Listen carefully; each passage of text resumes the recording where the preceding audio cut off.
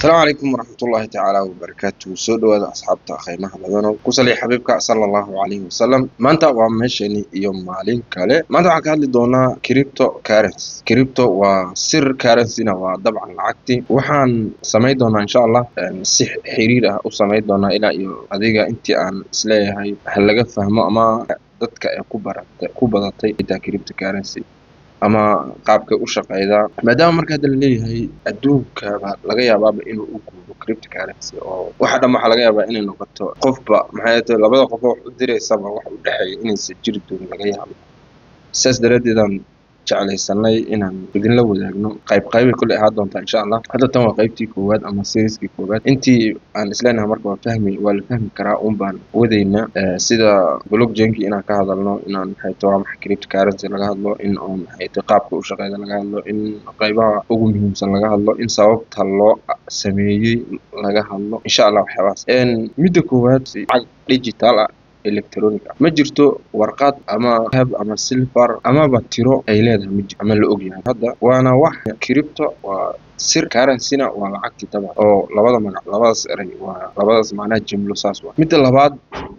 waa cid ma jirto oo maamusha sida dawlad maamushana ma jirto bangi maamulana labaas midna ma oo waa wax oo ku shaqeeya blockchain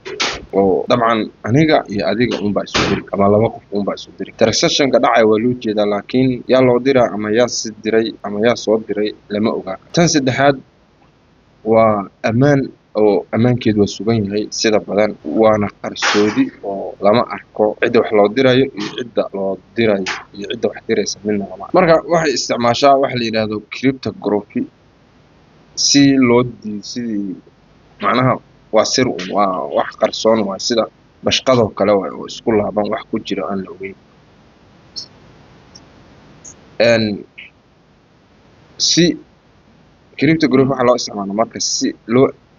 amaanka iyo xasiloonida macaamiisha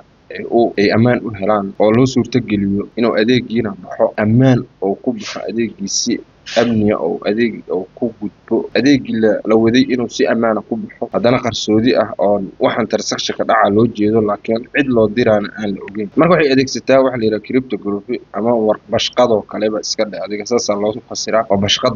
camal waa dabcan oo qof la siinay marka lama oga wax saas darteed marka waxa amaan helaya la ogaa karin hebel waxaad u diraysid ama waxaad hebel ay u diraysid marka midda koowaad waxaan dhahnay cid ma maamusho midda koowaad waxaan dhahnay waa electronic oo ma aha wax la taaban karo ama la tiri karo midda labaadna cid maamusho ma jirto bangi ma maamulo dawladuna ma maamulo oo way ka madax banaanta wax la yiraahdo blockchain ku shaqeeya midda saddexaadna waa bashqad la gudbinayo oo hebel dhiibay hebelna la siinayo wax ku jirana aan la ogeyn saas daraadeed marka xasilooni inay imaato waayo oo qofkan maadaama waxa la siinayo wixii aan la ogeyn xasilooniyad midda afaraad waa degdeg badanto xadid la'aan wax xadidan ma aha waxa la ku dirsan kartaa daafaha dunida tusaale ahaan oo waa sida adoo hadda WhatsApp inta hebel saana rabaa dhahay qaarad kale oo ka gudbo adiga muddo 10 daqiiqo gudaheeda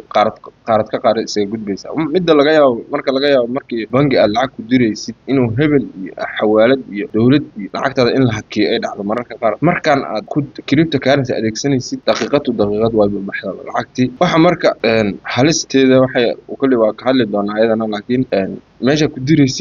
diraysid haddii xataa aysan jirin akoon adoos xataa meesha u dirtay aadaysan daqiiqadna way gaaraysaa wixii dhumana soo laaban maayo waa ka hadli doonaa ayadana marka ogolaansho uga ma baahnin daafaha dunida haddaad rabto in lacag u dirtid daqiiqadaas u diray isla daqiiqadaas u diraysaa cid ma ku dhahaysa ma jirto lacagtan soo celi ama lacagtan waa loo baahan yahay ama lacagtan waa lagu dhagan yahay cid ku dhahaysa qaybteeda afaraad ama midda macnaha afaraadna kaas okay midda shanaad ama qaybta shanaad waa tusaale ahaan way xadidantahay oo lacagtu say u badan tahay way xadidan sida hadda bitcoin oo kale oo caan ah oo 2009 la sameeyay waa macnaha soo galay adiga 2008 la sameeyay 2009 soo galay dabcan soo galay suuqa laakiinse way xadidan tahay oo bitcoin oo kale 20 milyan waaye saas darteed marka qiimihiisu waa dahab oo kale kaas oo kale adiga qiimihiisu markasta kor inuu aado u badan tahay ama waxa la yiraahdaa way inuu kor aado oo ma qiimihiisu oo san isdhimin baa dhici karta marka mar hadday u xadidan yihiin waxaa sare u kacaya maadaama loo baahan yahay in haddii dahab in la qodo tusaale ahaan dahab haddii aad dahab haysatid qiimihiisu wuxuu sare u yahay mar kale in la geliyo waqti la geliyo way adkaanaysa saas daraaddeed marka way adag tahay hadda qiimihiisa wax sare u qaadaya ama qiimihiisa ka dhigaya inuu qiimo fara badan waxa qiimo u yeelaya waxaa kow ka ah in uu yahay wax xadidan noocyada cryptocurrency ee caanka ah waxaa ka mid ah waa BTC Bitcoin oo kale iyo mid la yiraahdo Ethereum iyo mid la yiraahdo Binance Coin asagana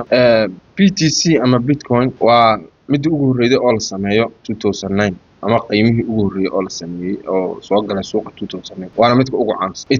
Ethereum-na waa adiga waxa la dhahaa smart contract codsiyo waxaa jira macnaha waxa mining-ka lagu sameeyaa ama waxba lagu soo saaraa dabcan mining-ka lagu sameeyaa oo waa smart contract la yiraahdo Binance-ga marka ama BNB waxa sameeyay BNB ama Binance-na waxa sameeyay suuqa hadda ugu weyn suuqyada oo cryptocurrency sameeyay waxa loo XRP ama Ripple-na waxa loo isticmaalaa xaaladaha caalamiga ama in kulli wax lagu kala gudbiyo wax lagu xaaladaha caalamiga macnaheedu in wax lagu kala gudbiyo oo lagu diro ayada in lagu fududeeyo wax lagu fududeeyo si caalami ah in wax lagu fududeeyo coinkaas asnadi oo ah midka afaraad Dogecoin jira oo loo sameeyay kaftan asagana laakiin hadda lacag noqday Dogecoin jira asagana caan noqday okay si crypto loo helo waxaad ka iibsan kartaa suuqyada adigoo ama soo iibsanay ama iska iibinay labadaas ba sameyn kartaa sida Binance oo kale iskaga iibin kartaa ama soo iibsan ka soo iibsan kartaa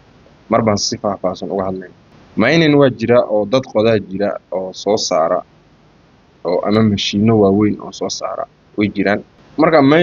cryptocurrency waa mining waa la iibsadaa waa la iibsan kartaa haddii mashiino waaweyn aad haysatid oo kombiyuutarro waaweyn ay jiraan aad waa qodan kartaa oo mining waa sameyn kartaa kombiyuutarada marka mining-ka waxa waaye waxbaa la xalinayaa oo xaaladaha la xalinayaa xaaladaas markii la xaliyo abaalmarin baad u helaysaa coinad abaalmarin u helaysaa coinan abaalmarin loo helay marka abaalmarinaas waxaa kamid ah airdrop-ka haddii oo airdrop oo kale aad sameeyo airdrop oo kale inaad macnaha abaalmarino airdrop ama staking wax la yiraahdo ama stake marka cryptada waa ina ama suuqa ka soo iibsatid ama aad haysatid mining ama waxa ku qoratid kombiyuutarada waxa la dhahaa waxay xisaabaad ay xaliyaan markay xaliyaan unbaa ay helaan abaalmarino airdrops-ka stakes-kana waa abaalmarinada sameeyay marka faa'iidooyinkeeda waxa kamid ah haddii aan isla fiirin dhanka faa'iidada waxa kamid ah xawaalad dhaqso ah ama inaad lacag dirtid si dhaqso ah lacag u dirtid iyo qiimo jaban iyo qiimaheedo jaban labadaba taas way helaysaa midda kale waxa jirta ayadana in faa'iidada waxa kamid ah in dadka maalgashadayaasha ah ay faa'iido helaan oo ay faa'iido ay helaan waa nidaam hufan oo la xakameyn karin maadaama aysan dawladuhu maamulin bangina uusan maamulin aysan waxaan maxay tahay lacagta inta lacagta soo daabacaan oo lacag badan ay soo daabacaan dawladuhu si inta lacag badan soo daabacaan ay lacagta u qiimo beesho dhibaatadeeda marka waxa kamid ah kow sixir bar horta waa kow dhibaatadeeda waxa kamid ah sixir bar oo qiimihii inuu sare u kaco oo maxay tahay maciishadii ay qaalo kow sixir barka ka dhibaatadeeda waxa kale oo jirta inuu qiimaheedu kor aado ama hoos aado oo kor aad u aado ama hoos aad u aado labadaba way dhacdaa waa qatarteeda taas kamid ilaa marna waa qasaaro marka kor aado waa faa'iido laakiin marka hoos aado waa qasaaro waxa laga yaabaa inaad coinan gadid markaasna coinan marka gadatidna hoos aad aragtid subaxdii marka soo kacay iyadoo siira inkastoo walibana way dhacdaa laakiin waa ka hadli doonaa waxa jira oo ugu weyn qayaanooyin iyo burcad badeed ka buuxa magaalada ama waxa jira qayaanooyin iyo burcad badeed dhibaato ku haya taas ayadana khatar ay ku tahay waa khatar waxay kamid tahay khataraha burcad badeedda iyo hacking-ka iyo waxyaabahaas waa khatar ay ku tahay sababtoo ah waa still lacag waa laga jabsan karaa waa laga xadi karaa waxa kale oo halis ku ah in dawladuhu ay xeerar soo rogaan isla markaana la joojiyo ayada dhanba way dhici kartaa oo taasna waa khatar intaasan kusoo afmeerayaa maanta insha Allah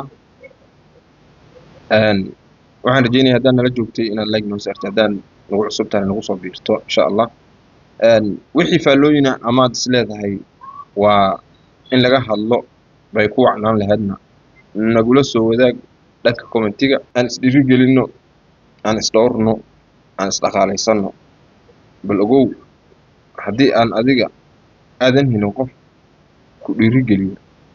adigu noqo midka dadka dhiirigeliya ku dadaal inaad horumarkaada ka shaqayso wiil ahaw ama gabar ahaw mar haddaa ummadda nabi maxamed waxa uu abuuran tahay waxa lagu abuuray inaad hormuud noqotid adigu waan salaamayaa salaamu calaykum